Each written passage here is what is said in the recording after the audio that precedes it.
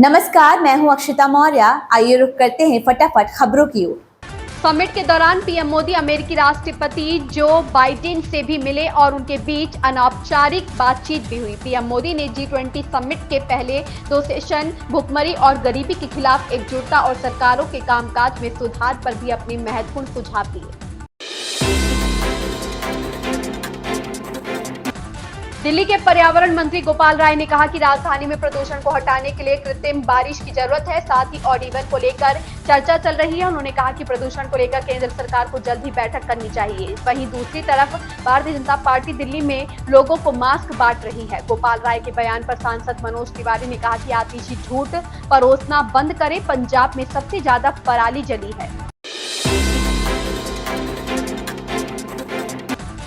Supreme court से मलयालम अभिनेता सिद्दीकी को बड़ी राहत मिली। कोर्ट ने सोमवार को दुष्कर्म के एक मामले में उन्हें अग्रिम जमानत दे दी। जस्टिस बेला एम त्रिवेदी और सतीश चंद्र शर्मा की पीठ ने कहा कि दिग्गज अभिनेता को अपना पासपोर्ट जमा करना होगा और जांच अधिकारी के साथ जांच में सहयोग करना होगा।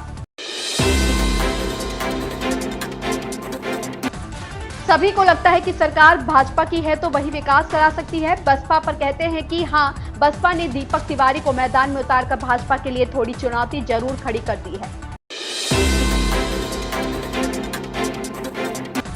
तारक मेहता का उल्टा चश्मा से तकरीबन 16 साल से जुड़े अभिनेता दिलीप जोशी ने बयान जारी कर साफ कर दिया कि वह शो नहीं छोड़ रहे हैं और सोशल मीडिया पर फैल रही खबरें पूरी तरह बेबुनियाद है। दिलीप ने कहा, मैं बस चारों ओर चल रही इन सभी अफवाहों के बारे में स्थिति स्पष्ट करना चाहता हूं। मीडिया में मेरे और असीत भाई के बारे में कुछ कहानियां हैं जो पूरी तरह से झूठी है और ऐसी बातें जानकर और देखकर मुझे वास्तव में दुख होता है।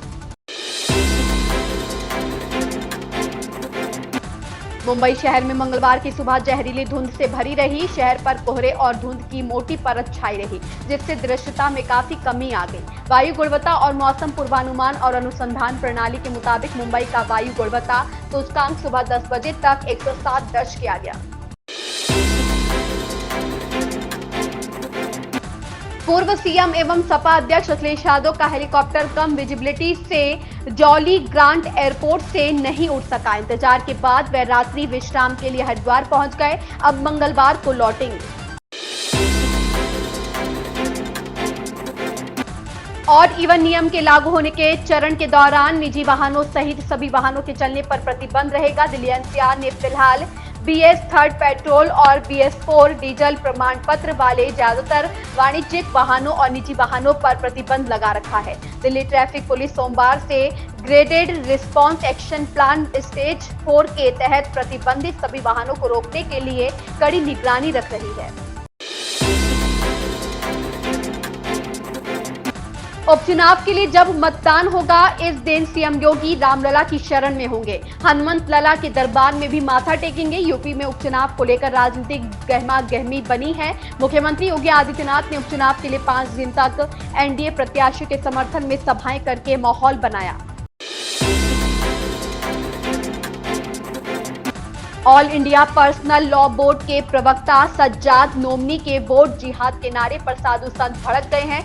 नोमानी के बयान को विभाजनकारी बताते हुए साधु संतों ने प्रधानमंत्री के एक है तो सेफ है के आह्वान का खुलकर समर्थन किया है। मथुरा वृंदावन में जुटे साधु संतों ने एक स्वर में कहा कि अब समय आ गया है कि हिंदू समाज देश और सनातन धर्म के हित को ध्यान में रखकर मतदान करे। इन खबरों में बस इतना ही। बने रहिए हमारे साथ।